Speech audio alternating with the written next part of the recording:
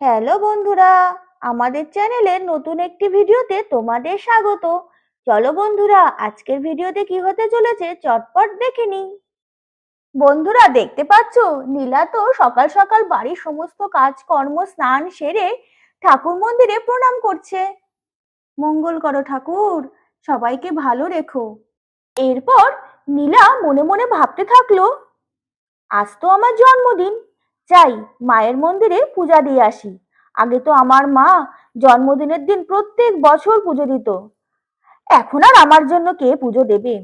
তাই যাই, খুব ইচ্ছে করছে পুজো দিয়ে আসি। কিরে নীলা, এত তাড়াতাড়ি কাজকর্ম সেরে স্নান টান করে নিয়ে পুজো দিয়ে দিলি?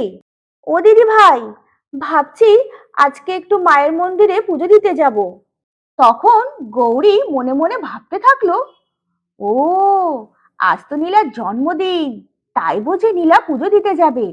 তা ভালো, নীলা বাড়িতে না থাকলে ভালো করে রান্না বান্না করতে পারবো। এই নীলা, তুই যা তাহলে। আর শোন, তাড়াহুড়ো করতে হবে না, ধীরে সুস্থে পুজো দিয়ে আসিস। আমি রান্না বান্না করে নেব। আর শোন, আমার না কটা জিনিস কেনার আছে আর কটা কাজও আছে, তুই সেগুলো একটু করে দিস না। ও দিদি ভাই, তাহলে তো অনেক দেরি হয়ে যাবে। তুমি একা একা সমস্ত রান্না বান্না করতে পারবে নাকি? হ্যাঁ রে, পারবো। আজ না হয় ডাল ভাত ভাজা করে নেব, বেশি কিছু রান্না করব না। ও, আজকে তাহলে মাছ মাংস কিছু করবে না? না রে, ভাবছি আজকে আর বেশি ঝামেলা রান্না করব না। তখন নীলা মনে মনে ভাবতে থাকলো, আগে দিদি ভাই আমার জন্মদিনটা ঠিক মনে রাখতো, আর মনে রেখে আমার পছন্দের মাছ মাংস সমস্ত রান্না করতো।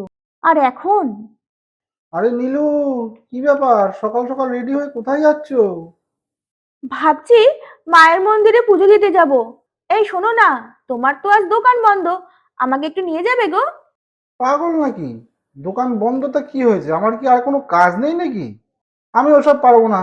আর ওই মন্দিরে বিশাল ভিড় হয়, আমি অতক্ষণ দাঁড়াতে পারবো না। ও বড় বৌদি, বলছিলাম আজকে বাজারটা না করলে হবে? হাতটা একটু টান আছে। হ্যাঁ হ্যাঁ, চলে যাবে ঠাকুরপো, আজ আর বাজার লাগবে না। তখন নীলা মনে মনে ভাবতে থাকলো, দেখো অন্যদিন কত টাকা আর বাজার করে, আর আজকেই পয়সা কড়ির টান পড়ে গেল। আর জন্মদিনের দিন বড় মুখ করে বললাম পুজো দিতে নিয়ে যেতে, কেমন মুখের ওপর না করে দিল। ওর বুঝি মনেই নেই আজ আমার জন্মদিন। বিয়ের প্রথম প্রথম কত উপহার, ঘুরতে নিয়ে যাওয়া, বাইরে খাওয়া দাওয়া, কত কিছু। সত্যি, সময়ের সাথে সাথে মানুষগুলো কত বদলে গেছে, নাকি এদের কাছে আমার গুরুত্বটাই কমে গেছে। যাই হোক। ও দিদি ভাই, দিদি ভাই, আমি ঘরে গেলাম গো, ব্যাগপত্র নিয়ে, পুজোর জিনিসপত্র নিয়ে আমি বেরোই। হ্যাঁ হ্যাঁ, তুই যা, ঘরে যা। ও ঠাকুরপো, শোনো শোনো, নীলার সমস্ত পছন্দের মাছ কিনে এনো, আর দই মিষ্টি। আর শোনো, পায়েসের জন্য বেশি করে কাজু কিশমিশ আনবে।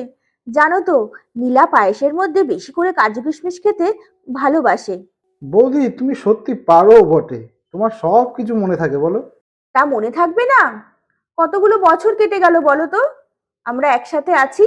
হ্যাঁ হ্যাঁ বৌদি, ঠিক আছে। আমি তাড়াতাড়ি বাজার করে কার্তিকের হাত দিয়ে পাঠিয়ে দেবো। তারপর নীলাকে মন্দিরে আনতে যাব। ও বৌদি, দেখলে তো, আমি যাব না শুনে মুখটা কেমন ভার হয়ে গেল। ও ঠাকুরপো, আসার সময় বেশি করে ঘুরিয়ে এনো। আর শোনো ভাই, 12টার আগে এসো না, অনেকগুলো পদ রান্না করবো তো। ঠিক আছে বৌদি, ঠিক আছে। দিদি ভাই, ও দিদি ভাই, আমি আসছি গো। আর তোমার কি কাজ আছে বলো তো? এই নীলা, আমি তোকে কটা টাকা দিচ্ছি। শোন না, ওই দিন পুটির মায়ের শাড়িটা তো তোর খুব ভালো লেগেছিল, ওই রকম শাড়ি না আমার জন্য আনিস। শাড়িটা না আমারও খুব পছন্দ হয়েছিল। তাই তোমারও ওই শাড়িটা পছন্দ হয়েছিল? তখন তো কিছু বললে না। আর তোমার যখন পছন্দ, তাহলে তুমি তো দোকানে যেতে পারতে। আমার আবার কবে সময় হয় কি না হয়, তুই যা না। না হলে দেখিস ওই দোকানে শাড়ির স্টক যদি শেষ হয়ে যায়, তখন তো আর পাবো না ওই শাড়িটা। নীলা তখন মনে মনে ভাবতে থাকলো, শাড়িটা আমার এত পছন্দ হয়েছিল জেনেও দিদিভাই আমাকে দিয়ে নিজের জন্য শাড়িটা কেনাচ্ছে। আমি হলে তো পারতাম না। বড় বৌদি, ও বড় বৌদি, কি গো, রান্না কত দূর? এই তো হয়ে এসেছে, তুমি জোগাড় না করে দিলে এত তাড়াতাড়ি সম্ভবই হতো না। সুমি রে, আমার তো শুধু যাওয়ার সময় নীলার মুখের কথা মনে পড়ছে, কেমন যে ভার করেছিল। হ্যাঁ, মেজ বৌদি তো ভেবেছিল আমরা বুঝি সবাই জন্মদিনের কথা ভুলেই গেছি। কিছুক্ষণ পর নীলা আর রতন বাড়ি ফিরলো। এই বললে তোমার সময় নেই, আবার ঢং করে ঘোরাতে নিয়ে যাওয়ার কি দরকার ছিল? শুধু শুধু আমার দেরি হয়ে গেল। আরে নীলা, হাতে সময় পেলাম তাই নিয়ে গেলাম। কেন, তোমার বুঝি ভালো লাগেনি? তা ভালো লেগেছে, কিন্তু কত দেরি হয়ে গেল বলো। ঠিক আছে ঠিক আছে, যাও তুমি এবার ঘরে গিয়ে চেঞ্জ টেঞ্জ করে নাও, আমি একটু বেরোচ্ছি। আবার বেরোচ্ছ? দাদা, কিরে? হ্যাঁ বল। বলছি বৌদির জন্য গিফট এনেছিস তো? হ্যাঁ রে, কালকে এনে রেখেছি। হুম, ঠিক বইয়ের জিনিসটা আগে ভাগে এনে রেখেছে। তা আমার ওই শাড়িটা কিনেছো তো? হ্যাঁ হ্যাঁ, নীলা নিয়ে এসছে তোমার শাড়ি। এ দাদা, তুই আগে ঘরে যা, বৌদিকে গিফটটা দে, তারপর আমরা যাচ্ছি। তারপর রতন তো ঘরে চলে গেল। নীলু, এ নীলু, কি হলো বলো? কি ভাবছো একা একা মনমরা হয়ে বসে? কি আর ভাববো, এমনি বসে আছি, ভালো লাগছে না। বলছি কি, তোমার চোখটা একটু বন্ধ করো তো। কেন? চোখ কেন বন্ধ করতে যাবো, তাই যে? আরে করোই না একবার, কি হবে চোখ বন্ধ করলে? আচ্ছা ঠিক আছে, নাও।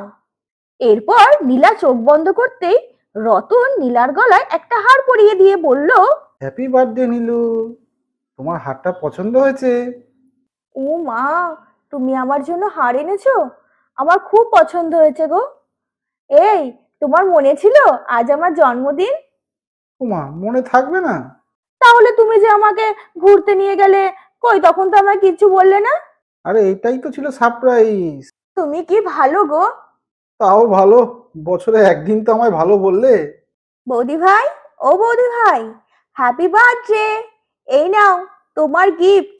ওরে, তুইও আছিস এই দলে, আবার গিফট এনেছিস? থ্যাংক ইউ রে। তোমার একটা পছন্দের জিনিস আছে, পরে খুলে দেখো। ও, এই হারটা দাদা দিয়েছে বুঝি? এই দাদা, হারটা কিন্তু বেশ সুন্দর হয়েছে। নীলা, এই নীলা, এই নে তোর পছন্দের শাড়ি, আর শুভ জন্মদিন। এই শাড়িটা তো আমি তোর জন্যই কিনেছিলাম রে। ও দিদি ভাই, তুমি সকাল থেকে এমন ভান করলে যেন তোমার কিছুই মনে নেই, কিছুই জানো না। এটা কিন্তু ঠিক হলো না। তুমি কি করে পারলে? ওই যে কি বলে না, তোকে তো আমরা সারপ্রাইজ দিলাম। মা, ও মা, আজ তো তোমার জন্মদিন, তাই আমি আর টিয়া আমাদের প্রিয় টেডিটা তোমাকে দিলাম। ওরে বাবা রে, তোমরাও আমার জন্য গিফট এনেছো? আমার যে কি ভালো লাগছে, আমার জন্মদিন তোমরা সবাই মনে রেখেছো, আবার তার সাথে কত উপহার। সত্যি ভাবতেই পারছি না। আরে নীলা, কাঁদছিস কেন রে?